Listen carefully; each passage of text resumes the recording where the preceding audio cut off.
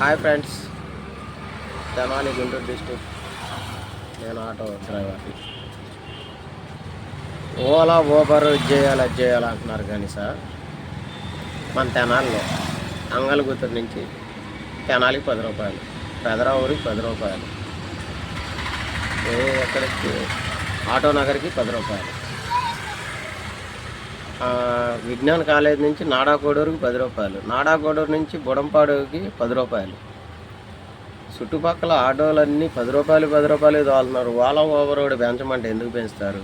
ముందు minimum auto డ్రైవర్లు auto service rate పెంచండి. మినిమం 20 రూపాయలు చేయండి.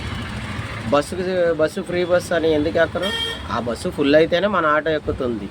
ఆ బస్సులో నిలబడలేని జనాలు మన ఆటో ఎక్కుతున్నారు. ఆటో డీజిల్ రేట్ ఏం తగ్గలేదు కదా, పెరిగింది. ప్రభుత్వాలు రేట్లు పెంచుతున్నాయి కదా, ఇంట్లో నిత్యావసర సరుకుల రేట్లు పెరిగినాయి కదా. మనం ఆటో నూనె ప్యాకెట్ కొన్నప్పుడు ఎంత,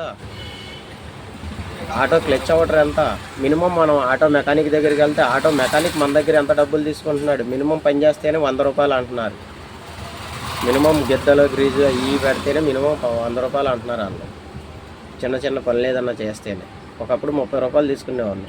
మినిమం ఆటో సర్వీస్కి 10 రూపాయలు మనం పెంచకుండా ఓలా వాళ్ళు పెంచారు, ఊబర్ వాళ్ళు పెంచాలి అంటున్నారు. నిన్న ఒకళ్ళు ర్యాపిడో బుక్ చేస్తే 180 రూపాయలు వచ్చిందని, ఊబర్ బుక్ చేస్తే వాళ్ళకి 100 రూపాయలకే వచ్చింది. జనాలు దేంట్లో తక్కువైతే దాంట్లోకి వెళ్తారు. అలా అని మనం మరీ తగ్గించేసుకొని దిగజారిపోవాల్సిన అవసరం లేదు. మినిమం మనం మెయింటెనెన్స్ చేయాలి డిగ్నిటీ. ఇప్పుడు వాళ్ళు నడిచి వెళ్ళిపోరు కదా, బస్సు లేదని ఆటో ఎక్కుతున్నారు. ఒకళ్ళని కాదంటే ఇంకొకళ్ళన్నా 20 రూపాయలు అంటే అలా ఎక్కుతారు.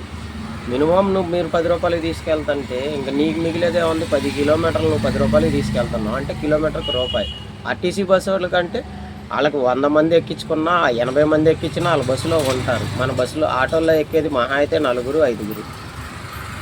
ఎంత పెద్ద అప్పి బండి అయినా కానీ మహా ఎక్కితే ఎంతమంది ఎక్కుతారు మీరు చెప్పండి? 10 మందికి మించి ఏమి ఎక్కరు. బస్సుకి మనకి కంపారిజన్ వద్దు. మన సర్వీస్ మనదే, మన డిగ్నిటీ మనకే ఇచ్చేయాలి.